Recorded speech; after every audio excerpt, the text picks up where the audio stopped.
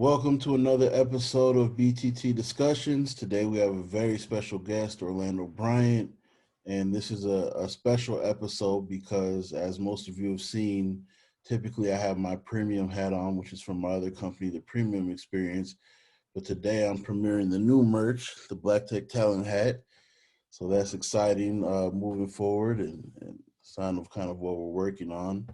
So, uh, Lando's in an interesting field and one I think we need to get more into, which is cybersecurity. So, you want to kind of introduce your position and the things that you're working on in that field? Yeah, thanks for having me, Mike. My name is Orlando Bryant, and I'm a senior cybersecurity consultant currently for an organization called ZeroFOX. ZeroFOX is a social media digital risk protection cybersecurity company. It's a startup. They're based in Baltimore, Maryland. We have offices in various regions across the globe, and I'm based in Minnesota. And I just work remotely and then travel as needed globally to work with our clients. So in my role with ZeroFox now, I'm working more with our enterprise clients and strategic initiatives, leveraging our platform as it relates to protecting our clients' social media presence and also identifying information about them or their executives or other information about their company on various digital platforms. So we do a lot of protection around domains, trying to identify spoof domains that companies or bad actors are leveraging to mimic a known good domain.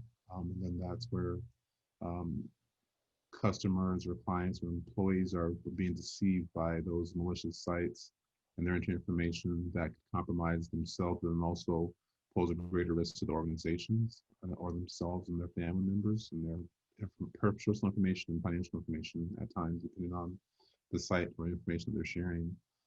We also do a lot of protection or identification of information in the dark web that we're sharing with our clients as well.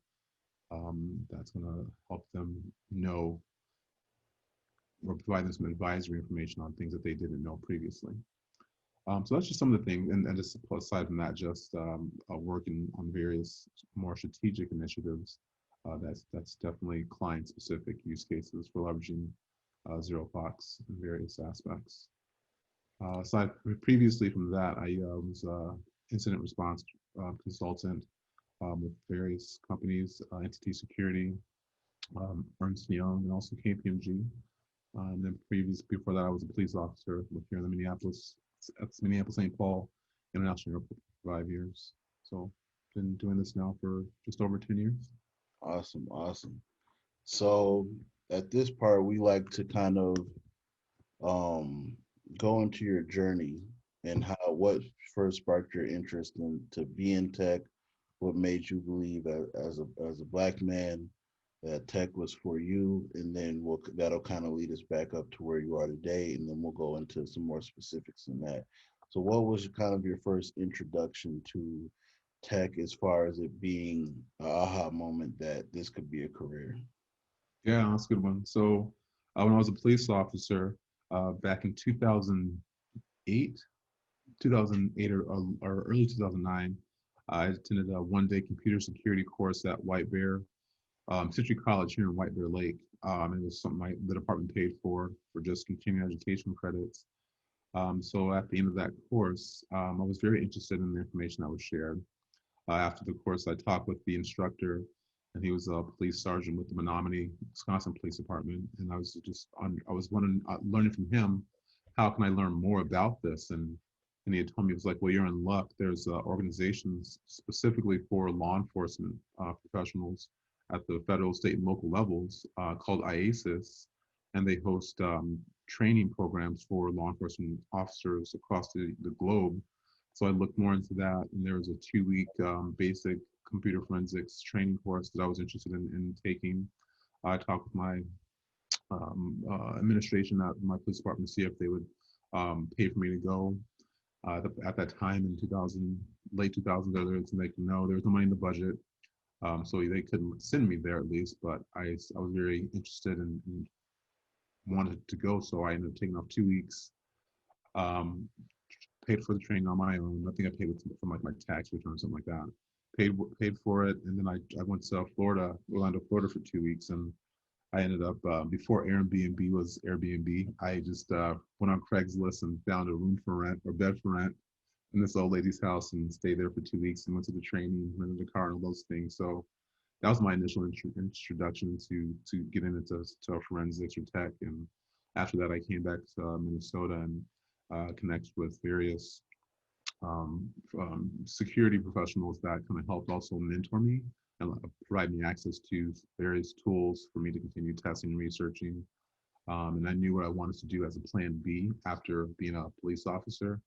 My initial interest was to be an investigator with the department and do computer forensics investigations for the department because we do work with TSA at the time, and during TSA, just working with people that are coming in from customs, they do random checks, and for some reason, there's always the checks that are being conducted, identifying more males than females, where they had bad pictures or images or videos on their mobile devices or laptops that were very that were illegal to have, more so with children. Mm. So being able to receive those reports from the federal agencies for the local law enforcement department of the airport was very um, frequent. So it was like, yeah, this definitely seems like an opportunity to help the department. But when I did present to my commanders about the opportunity, even though just you have to sit and apply for the role as an investigator, so I did that, went through that whole formal process. I think I applied a couple times, and I was just too low on the seniority list. So they're like, no, there's, or not no, but I was just too low to get those opportunities. And I was what, 27, 28 at the time. And I didn't want to wait for 5, 10 years until my seniority level gets to the point where I could do it. Because I guess in my mind, I was thinking, I got a bachelor's, got a master's. Now I have this forensics skill set I'm continuing to learn about, and now it can provide value. So they're like, yeah, it's interesting that you have those backgrounds, but it still is a process. And just knowing that, and also knowing about the department or just law enforcement agencies overall in Minnesota, it's a very good old boys club. And I wasn't gonna let somebody else determine my path. So I ended up resigning from being a police officer in 2010. And around that same time, I graduated grad school at St. Thomas, my degree in technology management. So that, in addition to after doing that 2 week course with IASIS, I was a member with the global listserv now with federal agents, federal law enforcement, state and local professionals that are always sharing information, posting job opportunities. And one did come across for a computer forensic analyst in Chicago at KPMG. So I connected with the person that posted it. He was also a former police officer with county in Indiana, and then he got into consulting. So definitely a good opportunity. I see that a lot of law enforcement officers or investigators that transition from law enforcement into forensics or just the security world. So that's what I pursued that, talk with him, and KPMG flew me out there, had an interview, and through my interview process, our partner, the principal, Ed Goings, he was also a former law enforcement. He worked for the Air Force Office of Special Investigations and did global investigations and with network intrusions and also a lot of child porn cases for the Air Force, the federal government. So just having that connection or relationship with former law enforcement and then myself coming in was very helpful. And in my transition from law enforcement to consulting, it wasn't that big of a hard, or it wasn't a big um, rude awakening for me for from going from one industry into from public into corporate. So it was good. So yeah, that was pretty much my initial journey. And then after I resigned, haven't looked back, traveled the world literally, and spent some time living in Brazil for a while, also with the KPMG. Then moving off the KPMG over to Ernst& Young and traveling even more globally and just the experiences and exposure to clients, industries, different types of security incidents and breaches and other ways that we're able to leverage our professional services to help our clients. And now into my role with ZeroFOX has been very rewarding. It's been a blessing. So Awesome. That's awesome.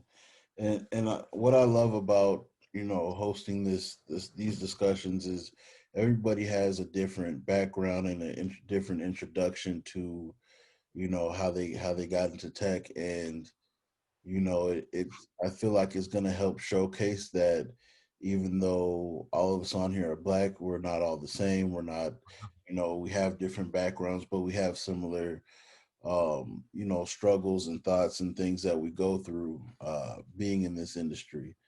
So one thing I want to touch on quick is you mentioned the department not being able to fund your education, and so you ended up figuring it out using some tax return funds and being resourceful and finding a couch to sleep on for a couple weeks and learning. So do you feel like that kind of discipline and dedication came from being in the force? I would say a part of it, but I think even more than that. So growing up, I was the first in my family to go to college. So my mom raised us. My family's from Chicago. But my dad was in the Army back in the late 70s, and he got stationed up at the Army base in Anchorage, or near Anchorage, Alaska, at Fort Richardson. So my parents got divorced back in '85. My mom raised myself and my sisters. Then my little brother came, I think 13 or 14 years after, when I was 12 or 13. So just being in a single family home, mom was on welfare. We were on welfare. My mom was working under the table to still, even though we had welfare funds and just additional money to get things that we wanted. So just having that initial discipline, that work ethic, and knowing what I didn't want to continue to do or grow up with that after I got into college, and knowing after college there's so much more opportunity, or even in college there's more opportunities for So I Mhm. think just having that initial discipline or the experience I had as a child growing up, teen growing up, and knowing what I wanted to get, because my mom did it for us. We helped my mom get the things we wanted, but she was also resourceful. So I think it also stems from my mom and my experience then, knowing that if I want something, I can do it regardless of somebody says no. And that's just one thing for me. If somebody says no, that just fuels my fire to do it, to Right. even do it even more. And I'm going to do it regardless of what you say or what somebody says, and I'm going to get it done. So Yeah, and that's yeah, great because we want to highlight, especially to those aspiring and to the youth, that there's always a way to get it done. Like the old saying go, with when there's a will, there's a way. You found something you were interested in. You tried to get it one way, it didn't happen, so you just took matters into your own hands and you made it happen. And now you've had a successful career that's taking you around the world. yeah. And I would Definitely. say just to that, and one thing I didn't really understand in college, and definitely not as a child growing up in Anchorage, Alaska, just the importance of networks. And Yeah. now me being in my position, so aside from just my career as a consultant, I lead the NABA Twin Cities, our local chapter here for Black finance, accounting, tax professionals, and also consulting professionals to help them identify opportunities for new careers, help our corporate sponsors connect with Black talent from professionals and also students. But then also doing things, and that being a part of NABA has definitely allowed me to make some new or create new networks from the corporate level, executives, and just Black talent and other organizations here locally, but then with my church as well. It's just been so many good things that have come from initially not really wanting to take on the lead role as a president, but volunteering in other capacities, but then just being able to develop those relationships, then getting voted into the presidency. I wouldn't say I was scared for it initially, Hmm. but just taking on that challenge. And I think that's what kind of helped me, knowing that the people, the leaders that did it previously, they did really good. So trying to maintain and build off that legacy was something that I was initially a little afraid to do, but thank God I've been able to do that. And the networks that have been built and be able to help not just myself, but other people through those connections have been really good. So networks are important. Yeah, you rose to the occasion. Yeah. And one thing that I speak about a lot when I speak on panels or give speeches and stuff like that is the importance of being in the room, right? Mm. So a lot of times, especially here in Minnesota, people have to know exactly what they're getting before they decide Mm, if they're going to go somewhere network. And then even then, they still may not show up. You could be like, yeah, there's going to be rings of fire and tigers and millionaires and billionaires and the aliens going to drop down from the ceiling. They go, okay, that's cool, I might show up, uh, right? yeah, And it's really important to be in the room. And the way I typically break it down when I have these discussions is sometimes you go to a room, meaning a networking event or a conference or a summit or a meeting or whatever it may be.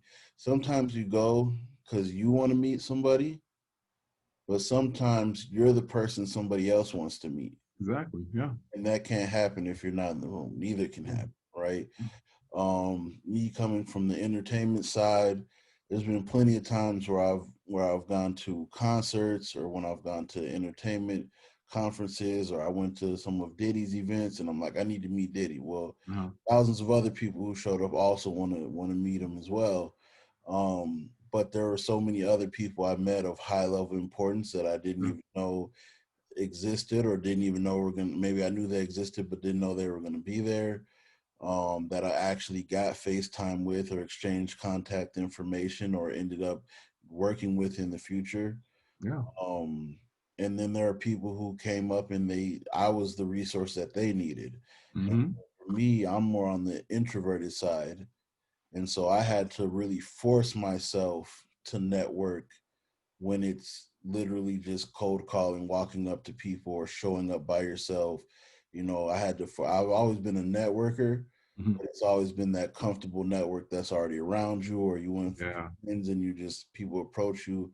But to really be like, I'm going to fly to different parts of the country by myself, not meeting anyone there, getting off the plane by myself, and then forcing myself to be social and talk to everybody, that was something I had to push myself into, for the sake of my business and for growth. So Hmm. what you just mentioned about, rising to the occasion and becoming the president of NABA and networking and being able to connect the dots for other things, that's extremely important for anybody that's, even if you're in it, if you're just not a networker, like it's important because you don't know where those opportunities are going to come Yeah. from. Even you mentioning taking that first initial class for cybersecurity, like you could have been like, I'm a police officer, I'm Hmm. not in tech, and that's an answer we get a lot of times when we try to invite people to certain different things Yeah. that are beginner friendly. But you'll still, well, I'm not in tech. And a lot of times what they're saying is I don't code or I'm not a developer. Yeah. But if you really dig a little deeper, they're into tech somewhat, Oh, of right? course. Some Yeah, people. for So sure. Yeah. Hmm.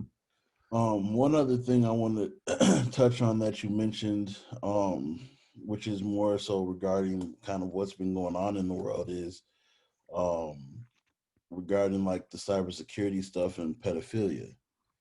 So like, you know, a lot of people are talking obviously about the Jeffrey Epstein situation. Now there's this series on, or not a series, it's a movie on Netflix called Cuties, which is supposed to be chronicling this an actual woman's journey and kind of how young girls, especially young black girls, are over sexualized and being taught how to twerk at a young age and just kind of how to utilize their body and sexuality to get the things they want.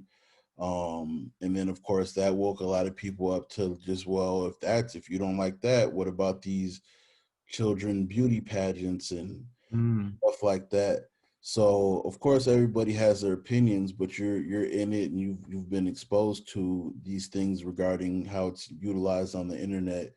So how much of this stuff do you feel like is literally um kind of grooming towards that? Towards more like more pedophilia or Yeah. um. Well, I just found out about this whole Cuties series on Netflix yesterday. I don't watch TV very often, so I just saw that there was something about some guy got arrested for um, um, doing stuff with some of the people. So I think it definitely can, with the wrong people, wrong person, or not just person but people, it can definitely continue to fuel their interest in wanting to do this or take actions with that illegal acts.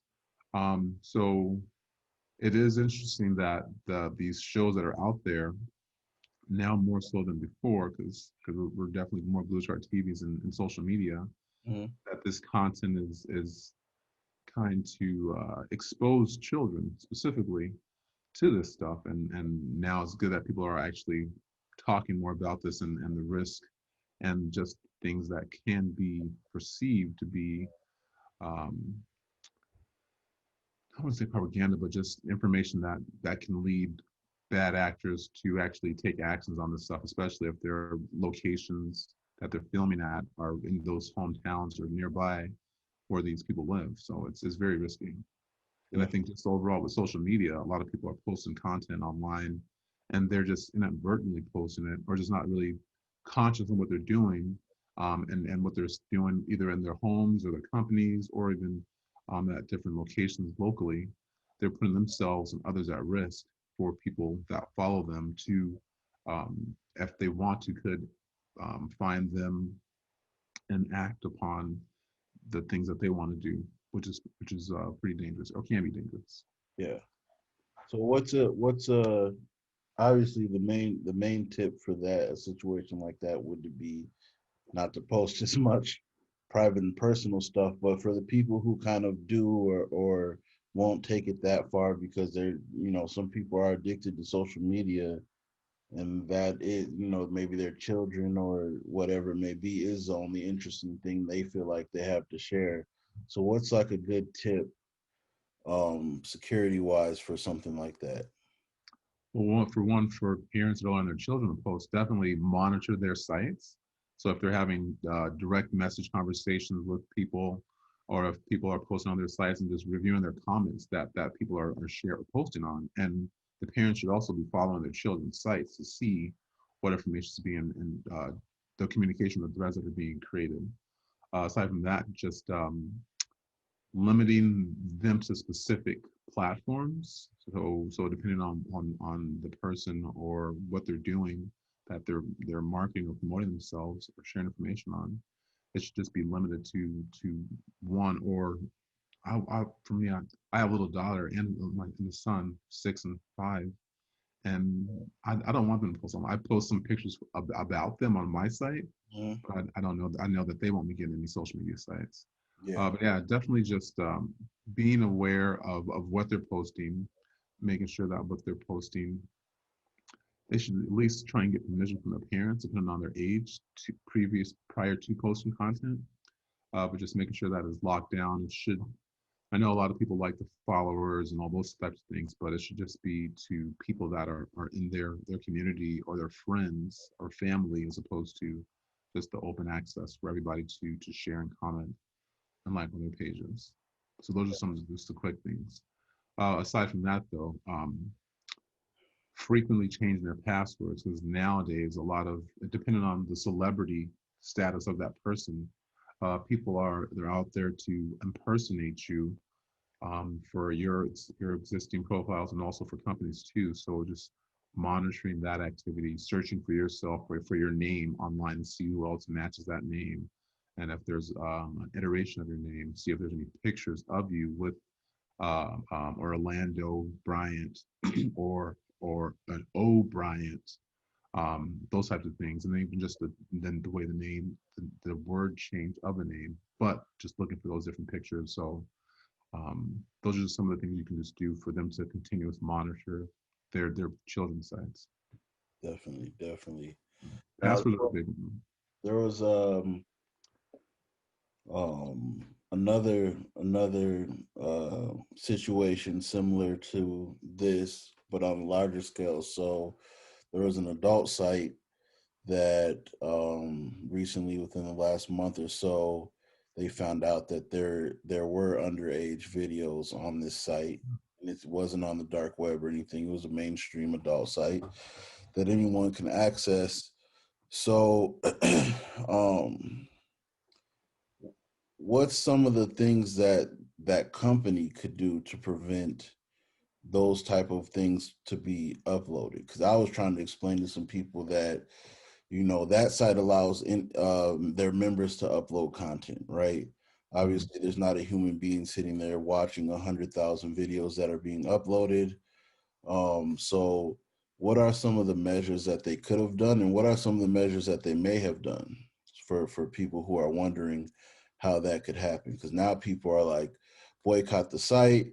Some people, including myself, who understands how streaming services work, are like, they don't monitor everything that gets uploaded. That's why you have the ability to Yep. flag Yep. and stuff like that. So, but of course, then people are very sensitive right now. They're triggered very easily, and they're it's cancel culture. So now, if you're explaining how something works, well, you must be okay with it because why don't you want it destroyed? And it's like, well, this is a industry. I'm explaining to you how it works. Whether it doesn't matter to me one way or another, but I'm trying to educate you on how things work so that you can demand actual real action and you can hold people accountable to the things that they can do or could have done versus just assuming how things work. So what are some, like, what's one thing that they could have done and what's something that they probably are doing that we just don't know?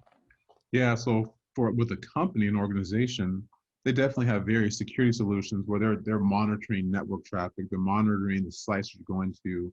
They do have uh, firewall firewalls and also website blocking tools where depending on the site and the origin of that site or the IP address, excuse me, depending on a certain region around the globe, they're not going to allow connections to their systems, or you can't navigate to that site from within the client's VPN or WAN or LAN.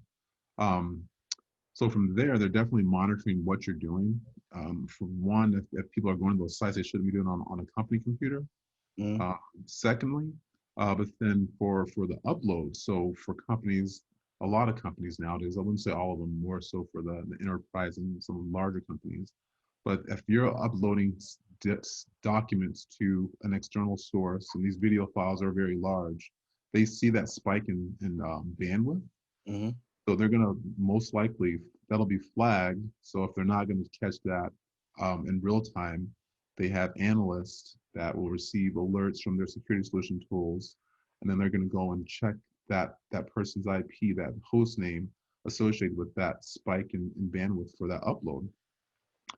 So in that case, you may not get caught right away, but you most likely will eventually be questioned by your either HR team or legal team or someone within tech group is going to ask you what you were doing with that large upload, and then they'll see what site you're going to because they can see all the information too. So there's various event logs and things that you guys, people and or employees that aren't part of the IT or security groups, they don't see a lot of the tools that are being run in the background on their computers. Mm-hmm. So those are things that everyone should be more aware of and conscious of when they're looking at YouTube or looking at Instagram on their company owned computer or tablet or desktop versus their mobile device. And even if your company issues you a phone, there's most likely a mobile device management system or MDM that's also being able to track your browsing history. But sometimes some of those are just encrypted databases that allow you to secure the email information that's going to be provided to you to be able to access on your mobile device versus on your laptop computer.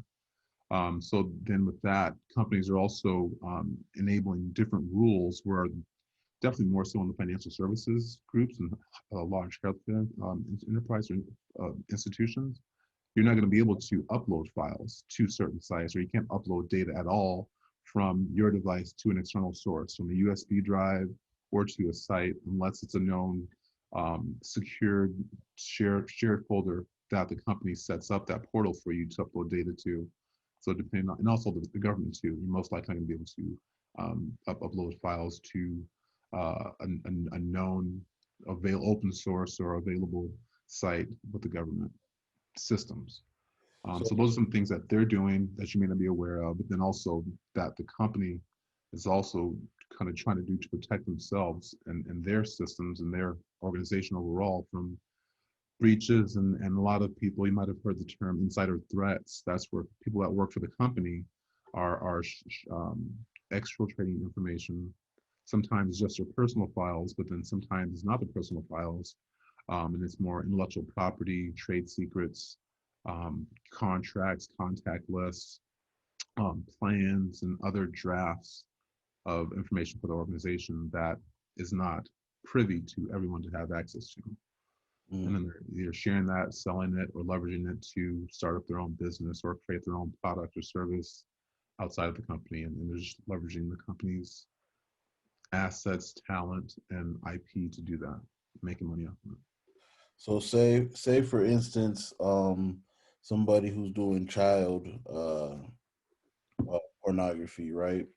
And they upload a file and they've been doing it for a while. So say let's say the size and everything is fine. It's just the content, right? So the content's not necessarily getting, or the file's not getting flagged, but the content on there is bad, right? Illegal content. What can a website streaming service do to kind of protect themselves from that happening, or just to detect it quicker? Well, that's a good one.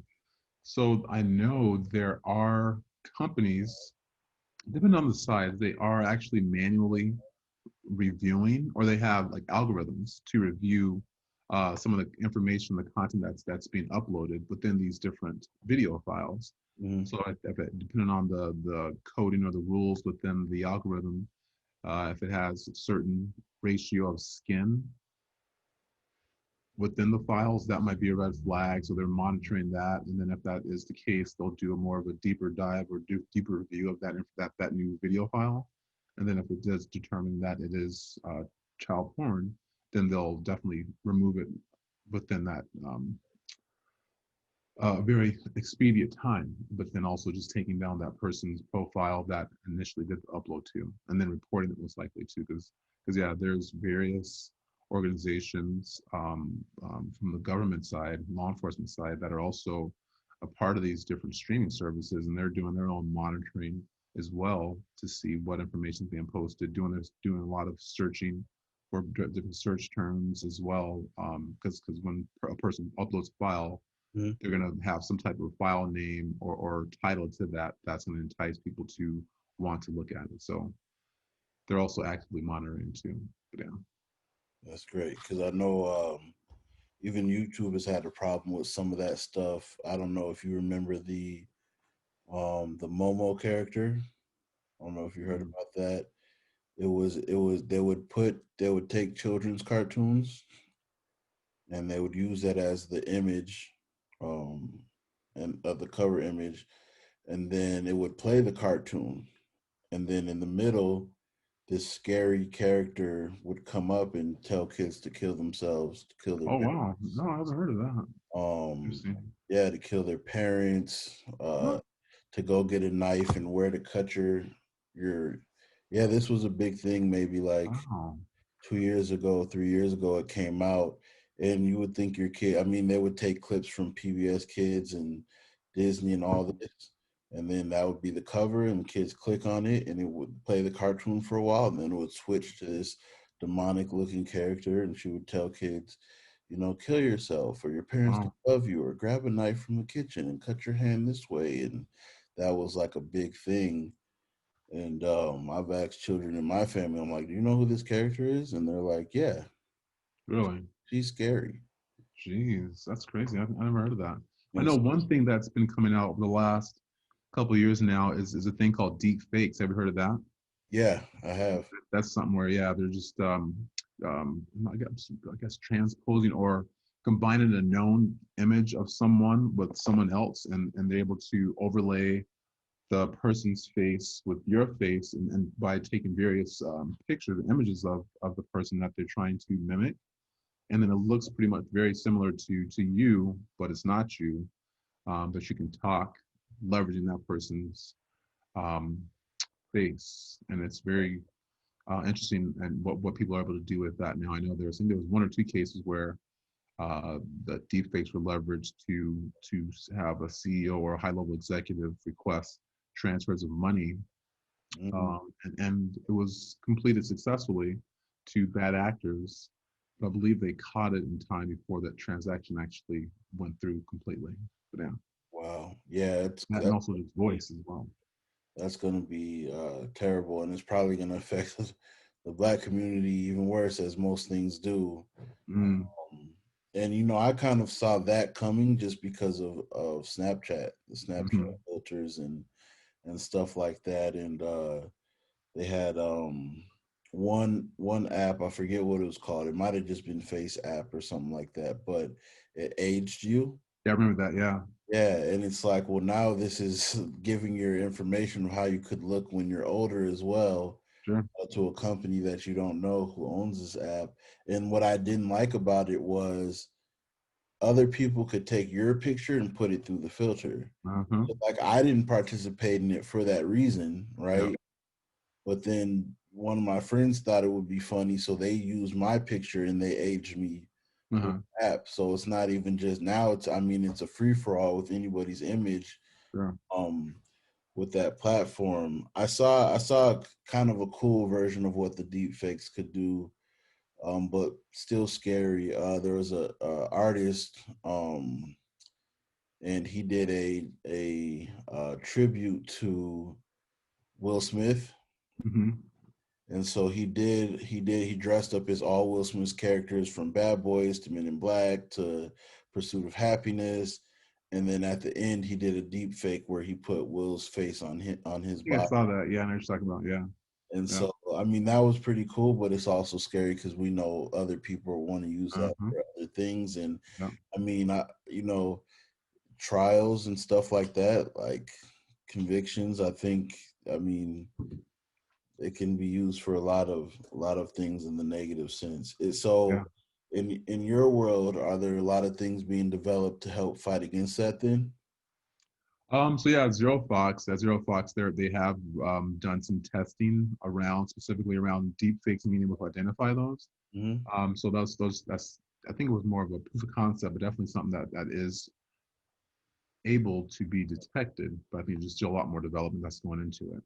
But yeah, I don't subscribe to any of those.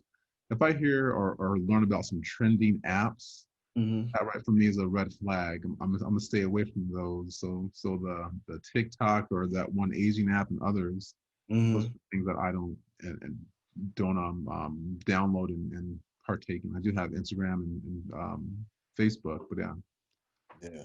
try not I say way to stick to the main ones. But even with those, there's a lot of suspicious activity that's going on in there, and I just know that there's all types of fake profiles being stood up for a lot of people that are known people, but they're not the actual profiles of those people. Oh yeah, I see that Yeah, a lot with I have a lot of friends that are Instagram models and influencers and stuff yeah, like that, and they're getting faked all the time. yeah. I have one that I've seen three of the fake accounts request me Really? on Yeah, the yeah. page. It's crazy. Um, Send them over to ZeroFox. We do that protection. We identify those fake profiles and help them take them down, and actually do take them down. So yeah. sure. Now the big thing is OnlyFans. Have you heard of OnlyFans? Yeah, I have heard of that for So IG, right? yeah, Yeah. so now what's happening is those Instagram models and influencers that are attractive, people are taking their Instagram photos and creating Mm, an OnlyFans account, which is typically supposed to be more explicit. okay. And so people are like, "Ooh, I'm going to get to see Yeah. even better A little stuff." a little more Yeah, skin. and they're getting people to sign up from these fake accounts for these OnlyFans and stealing their money. Yeah, And it's so ridiculous. yeah, it's getting wild. But that's why ZeroFox and just cybersecurity as a whole is an awesome thing that we should learn more about and take more interest in. Yeah, it's definitely a good industry to be in, and I know a lot of people, like you said earlier, think of when you say tech, they think they're not coders, not programmers, so they shouldn't be involved or shouldn't try and attend some of the things that you've invited people to. But there's just so many different aspects of security, cybersecurity, that people can get into, leveraging. I know a lot of people that we work with or that I have relationships with, they're like their accountants or auditors. So just being able to do some of the IT control side of security, and just leveraging their existing skill set and transitioning that into to other areas. So it's a lot of different ways people can get into it. Just gotta talk, and network is again is very important to learn of new opportunities and how they can leverage what they know into an opportunity in the security field. Definitely. So I wanna get into more back to kind of the personal side again. Yep. So what are some of the things that you've had to overcome specifically from being black kind of in your field? Hmm. Well, the one thing, thank God, that I've experienced um, is working in the Big Four initially, and I think still to this day, there's not a lot of black talent that are in consulting roles as this in ratio to the field or the company overall. And then even within the forensic technology or cybersecurity groups, it's even smaller. So it's been very welcoming from professionals, principals, partners that they, as long as you are talented and they see that you have that will to learn, to be a team player, and to work in a team environment, there's definitely opportunities there. But the one thing that I guess I wouldn't say it's something I've overcome, but I've tried to do is advocate for more blacks to get into it. So being able to recruit black talent in Chicago and Minneapolis, and now in NABA helping to do that across the central region, for opportunities again with accounting, finance, now in consulting too. So aside from that, one thing I've tried to overcome was um, me as a manager. I was working with Ernst and Young, not necessarily just because I'm a black man, but just in managing and just being technical, trying to let go of some of my desire to want to get hands on with the work that I'm doing. But then when I am working with black consultants or staff or seniors specifically, having those really personal conversations with them just to understand how they are doing, because I'm usually working with people that aren't always in the same location or office as me. So having to develop that relationship with them, see how things are going for them, because one office culture is definitely going to be different from another office's culture. So sharing my experience, giving some insights to them, and just making sure that they know that they got a ear. There's an ear for me or shoulder to talk, and to, I'm there for them pretty much. Yeah, So yeah. definitely. But no, it's good though. Yeah, definitely good opportunities within the Big Four and other consulting groups. Even and here to start it, it's just um, for me. I grew up in Alaska, so Alaska is a very diverse population: blacks, whites, Hispanic, Filipinos, Asians, a lot of different cultures. Also Native Americans that are native to the area there. So having that experience definitely helped me to not have the or to be more comfortable coming to Minnesota, knowing that it was primarily all whites, but then now also working in corporate America, and seeing that, yeah, I'm usually one, if not the only, the one or two other black professionals within the organizations or the groups that I'm working in. So And when that happens, do you feel like it's the environment still inclusive? yeah, so far so good. Yeah, I will say it's been. I would definitely say that it's very the inclusive. I guess all the organizations I work with, it's been a blessing. I'm not gonna lie. Just selecting and not having that scarcity mindset of where I want to work, but praying about where I want to go, praying about what I'm doing, and just waiting for where God's leading me. So for my opportunities here at ZeroFOX, summer of 2019, um, I was passively looking for opportunities, and then one hiring agency that I talked to previously, they connect with me, tell me about ZeroFox, and I was like, yeah, I'll look into it, and just learning more about the company.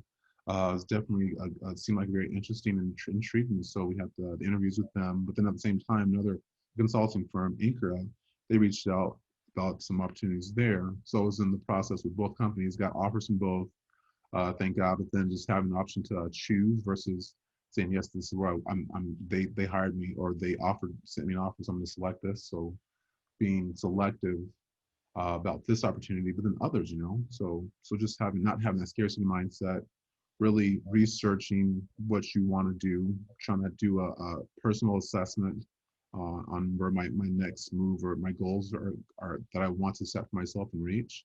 Has been very helpful for me, and just trying to share that information with others too. So them now we're working with a lot of young professionals with NABA, and then also with students that we work with through NABA and my organization now. So just making sure that they don't feel reluctant to speak up, because you're not going to get what you want unless you ask about it. Mm, So just making sure that they know that they should be taught speaking up, and companies are hiring us because of our skills, our experience, and they want us there. So don't think like you are burdensome to them. So ask for what you want, and just make sure that you just stay consistent in what you're doing, and that's just something I try to continue to share and remind and encourage people to do. definitely. And that's a good perspective on it because, some people have had kind of the opposite experience. For us at Black Tech Talent, we help curate job opportunities. So we have, major clients that, have admitted they haven't been that diverse in hiring, and just kind of making sure it's an effort to do that. I talked to one big organization, and they were like, we don't even remember the last time we interviewed a black candidate, and so now Oh, we want to make sure that we get that done. But a lot of it, um, from what I've experienced and heard so far, isn't necessarily that they don't want to. It's just that they're not making the effort to do so, and they're hmm, not really paying attention to why it's not happening, why it's not connecting. And, I've talked to a few different companies, and they've, struggled with retention even when they do hire diversely, especially here in Minnesota. So it's yeah. good to hear that in your field, because it's such an important field, in that there's probably a ton of positions that need to be filled in cybersecurity. So it sounds like that because of that, there's just a need and want for that skill set, no matter who it's coming from, and that's awesome. Mhm. So for somebody who's watching this or listening to it, and they're thinking cybersecurity sounds way too complex. What were some of the steps? We heard your journey getting into it, but what are some of the skill sets that are needed to kind of have that introductory to being in cybersecurity? Well, I think for me, I think for I'm definitely was going down that path for just the reactive or the investigation. So my police officer mindset, investigator mindset, continue down that path. But now definitely not necessarily changing trajectory, but now focusing more on strategic business development and ways that we can work with our clients, thinking more proactively in that. But for people that are just starting out, definitely just have some basic computer skills, knowing the ins and outs of how computers work, and now more so than just computers, the different operating systems, Windows, Mac OS, and also Linux. Know those different file systems for the computers that we are leveraging for our work, and also our companies are leveraging those systems to host information and to have that are helping them generate revenue based off of the information that they're hosting or the service they're providing. I think also now just having some basic level of data analytics skills, knowing not just SQL, but just knowing Microsoft Power BI and other platforms to be able to tell or paint a picture with data. For just instant response, just being able to automate a lot of the different processes, leveraging um, scripting with Python or other scripting languages, coding languages to automate and analyze the content, but then also being able to visualize it too. with Tableau and other visualization tools. But just also having some basic levels of coding skills. Python is very uh, popular. It's definitely Python, also JavaScript are two languages that people should look into. There's tons of courses out there that or some are available free online through YouTube University, or look at Udemy, Coursera, and others just to get some basic level of knowledge. And a lot of those are definitely cheaper now for people to get into the industry. Then also there's just the basic boot camps too for coding or web development, and others that are of interest or are important for people to get to know. But cloud computing too, that's very important too.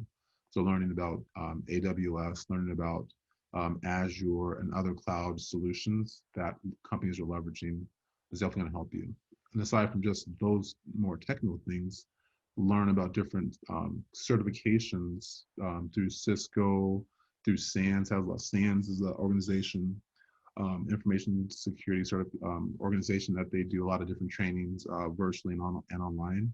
So I have advanced degrees from SANS that I have for incident response, digital forensics, but then also learning tool specific ones too for mobile forensics or for Windows file systems, working with Encase and other tools. There's various ones out there. So just doing some basic research for investigation, but then for uh, other areas of cybersecurity around identity access management, penetration testing, vulnerability assessments. Those are other areas as well that aren't, they're just still technical, but not on the investigative side. So just learning about different areas. There's various, they call them domains within cybersecurity that people can focus on and learn more about that specific domain, and then different skill sets, the courses or the certifications, and then just the career paths that people can go down and take if they want to continue on or begin their journeys in cyber.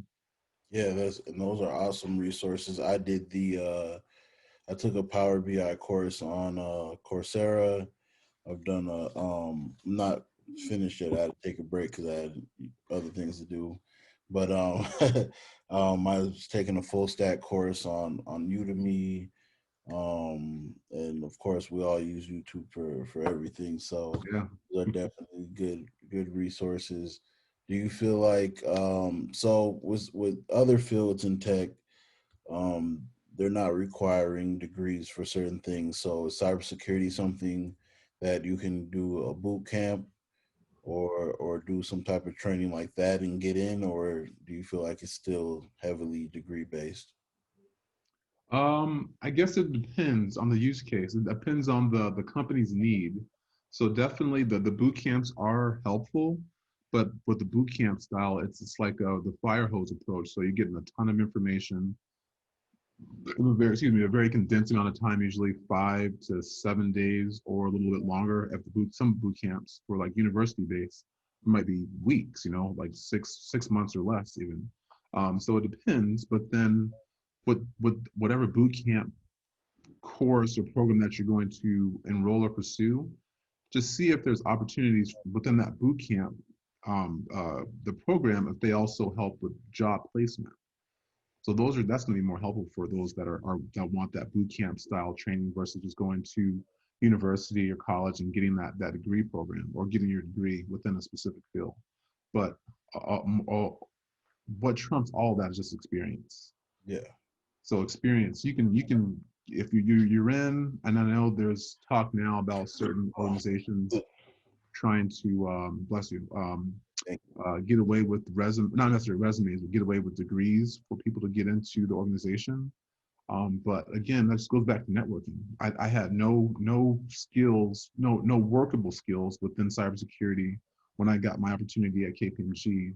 Um, I just pursued it. I talked with the partners and other directors and managers during my interview process, and I think I said this previously, but I showed them in that process that I was hungry, I was ambitious, and I was willing to learn. I did the research and testing prior to that, but there was no working knowledge. It was just more theory and just my doing those things on my own leading up to that.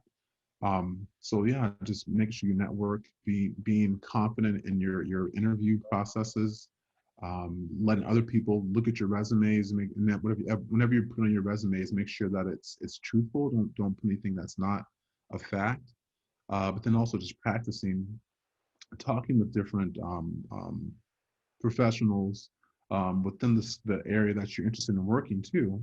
One thing that's really good is our like meetup groups. So if you're interested in getting more knowledge about coding, go to different meetup groups locally, or even at your schools, or even online on Facebook. There's different groups for coding, for cybersecurity, and also on Instagram. There's various groups, not just Black Tech Talent, but uh, um, other groups that are also posting content, sharing content, and are hosting events virtually to help people learn about cybersecurity and different opportunities. But then also, again, just making sure your resume is solid. That's definitely going to at least get you that first initial introduction with an organization that may be of interest or that may want to pursue you. Um, but yeah, aside from that, though, I would also say it's always good to have certain level of knowledge or skills in what you're doing. So for me, I was able to leverage and transferable. So investigations, documentation, process with that. So the chain of custody, that's very important in forensics, being able to maintain that chain of custody for evidence that we're collecting, because a lot of the cases may at times go into be admissible in court. So just making sure that that doesn't hang up the client that we're working with. If we do admit this information in court, everything is solid, I's are dotted, T's are crossed, and then there's not going to be any issues with that. So whatever you're getting into, just make sure you know, have a certain level of knowledge in that area, and that's going to help you even more get to where you want to be earlier or faster. So it sounds like the networking is extremely important. Again, an idea we've discussed a couple times in this discussion, and then having that strong resume. So just like, what are some quick pointers for creating a strong resume when you don't have the work experience yet? Because that's something that we get asked a lot. Yeah.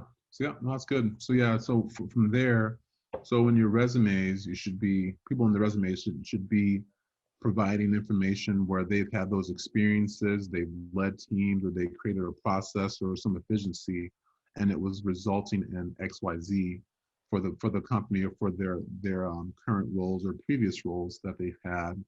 And if it could be more related to tech, that's even better. But then just making sure that you're including any examples of things that you've done that are showing that you're one being able to lead, working with adversity, either training others, helping manage people, creating an efficiency, or developing content are all good things that employers like to see from candidates that they want to hire. Nice, nice. And also just highlighting your technical skills. Also, if people don't have technical skills or at least don't have the experience in it, if they do have technical skills, highlight those different software solutions or coding. And then I know a lot of resumes now they're like adding their links to like their GitHub. So if they do have different projects, the people can actually go and review that information, their content that they've created or they're continuously working on. Awesome, awesome. Yeah, that's going to be extremely helpful. So, with everything Oh, that's I guess kind one more thing I would say. Sorry to cut you of, off.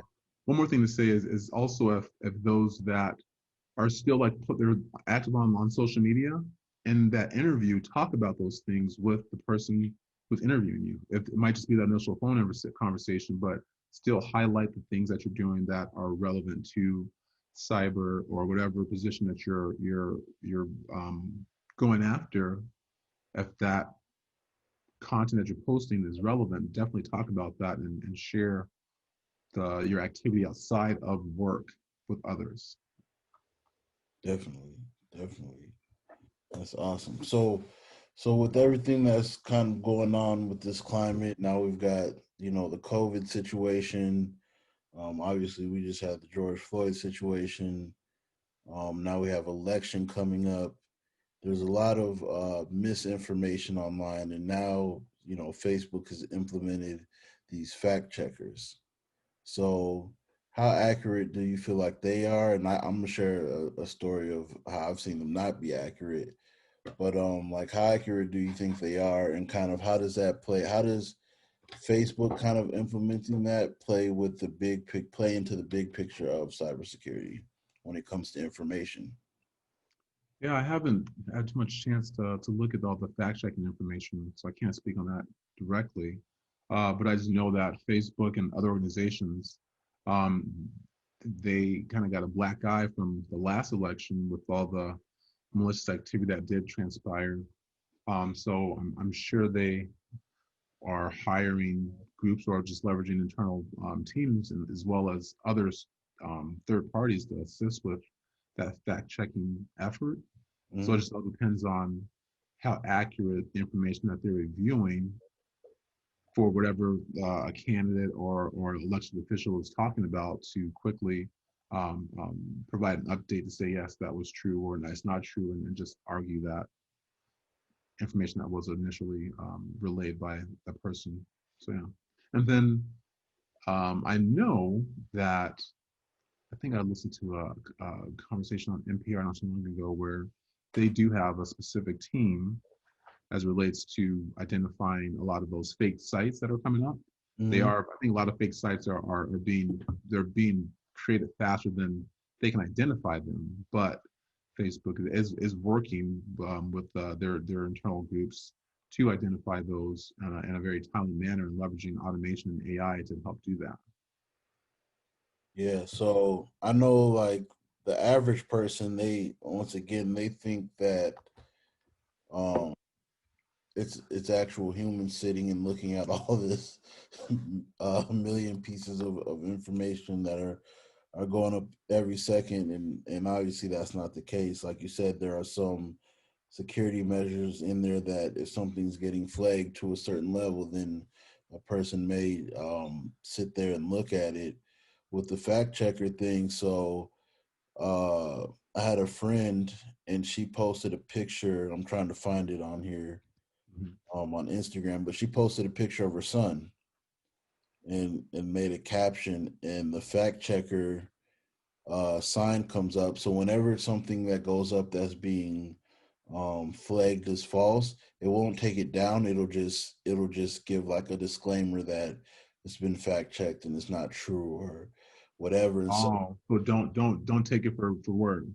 yeah, and Gotcha. Okay. so she posted a picture of her son, and the thing came up and said it was false, and it was related to COVID and all that, and it had nothing to do with COVID. It had nothing to do with Trump, nothing political, but it had got flagged on Instagram as something that was holding false information, and so now it's you're falsely claiming something is false. So that's curious. So I wonder. So I know a lot of, and even with our company, we're able to extract text from files. So I wonder if there was any background text that was in that image that she posted of her son, or even on this T-shirt, that Hmm. might have been a term or other information that was relevant to some of their word list that they're searching to identify this information more quickly, and Hmm. that would have been a part of that. So yeah, that's curious. That do you know what was on the shirt or on the picture?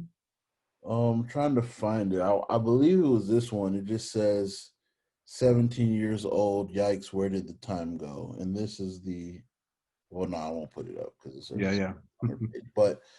Um, but yeah, it's just a picture of him posing. He's not wearing any words on his shirt.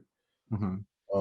And like I said, I'm pretty sure that was the one, but it may have been a different one. But um, yeah, that was interesting. No, I have heard that though, where not necessarily for the fact check, but if certain words are in somebody's post, sometimes people's posts are getting taken down, or they're not able to post that automatically based off of, again, how the rule or how that algorithm is identifying content that they don't want to have posted or shared on their sites. So yeah. Yeah. So it's interesting because there's a lot of confusion, Yeah. a lot of confusion on the internet of what's real, what's fake. And Hmm. you have even experts that are spreading either false information intentionally, or they don't know, or there's just that pressure to always have an answer, Mm, yeah. especially the way the news cycle is in the media, and just people wanting answers every second and not really um it's like people have an issue with accepting new information. Hmm. You could be like, 1 plus 1 equals 3, and then later on you're like, oh, it actually equals 2, and it's like, oh, I can't trust you anymore. Yeah. You should still say it's 3, and it's like, but well, I figured out it's not, and then you're questioned for actually taking the time to figure out the actual answer, than to just stick with what you said initially, right? Uh-huh. So once again, that's why your role in just cybersecurity in general is very important, because it's hard for people to just decipher through all of these things and Sure. figure out what's what, with the internet being as wild as it is. So, I mean, we got to the meat of the conversation and some of the things that I wanted to cover. We talked about your journey. We talked about, you being persistent in pursuing the career that you wanted to do, and the importance of being in the room. We talked about some of the scary things on the internet, such as, pedophilia, or things like Momo, or deep fakes and stuff like that. So is there anything that you want to kind of give to the people as a parting words, or a piece of advice that they can take and utilize today? Yeah, I guess a couple things. Um, for one, definitely change your passwords frequently. It's very important. I think people are not actively doing this as much as they should. Put it on your calendar, change your password, and the passwords that you're leveraging shouldn't all be the same for the different systems that you're going to access your bank information, for even if you're doing stuff for your children's school online, then also for your different social media sites. And just being aware, those should all be different passwords. Leveraging a password platform if you need to manage all of those, because it can be overwhelming to try and remember all your different passwords. But then also just making sure that you're being more conscious and aware of email communication that you're receiving. I get all the time though those fake Apple, your account's locked. You got to click on this to re-enable your account type of message, or even some for Amazon or Google or other sites. So just being aware of those different sites, or excuse me, emails that people are receiving that most likely are malicious and fictitious. And aside from that, just can network. And if you want to pursue a career in cybersecurity and you're not in that field now, network with someone locally, network with someone on LinkedIn or on Instagram, and just ask questions, because you're not going to know, you're not going to learn unless you do ask. And people are out there to help you. A lot of people are out there with the wealth of knowledge, and they want to share, they want to direct or guide people and where they should go, but you just got to ask for it. You got to ask about that. And third, I would say is to,